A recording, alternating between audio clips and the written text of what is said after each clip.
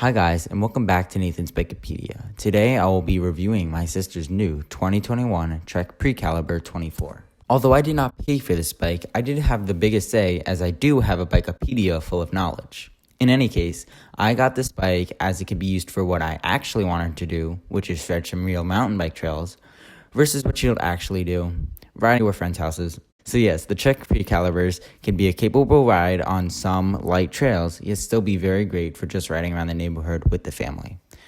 This bike is perfect for kids as it has a 1x drivetrain. This means that there's only one chainring up front to simplify shifting so the kids don't have to worry about chain stretching. Also for the kids, the bike comes with a twist shifter to simplify the shifting. While we're still on the drivetrain, the 8-speed cassette the bike comes with helps power this bike up any climb. The bike even comes with a suspension fork to smooth out the trail and or road.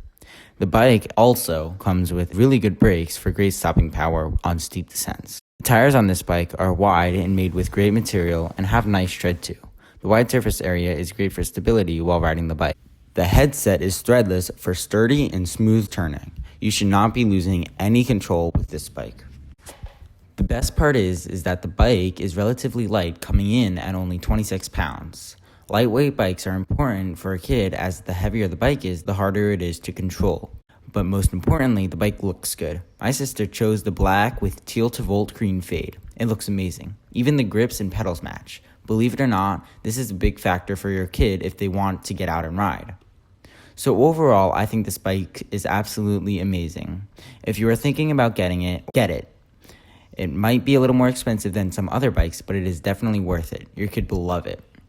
Trek has even thought to include the little things such as a kickstand. Unfortunately, the kickstand is attached to the bottom bracket, so it does interfere with the crank arms when the bike is pedaling backwards, which does get annoying. Believe it or not, this is the only bad thing I have to say about this bike. Make sure you comment your thoughts on the Precaliber and what you think of it. Also, remember to like and share this video too. Furthermore, please subscribe as it definitely helps. However, the most important thing you do is have the best day ever.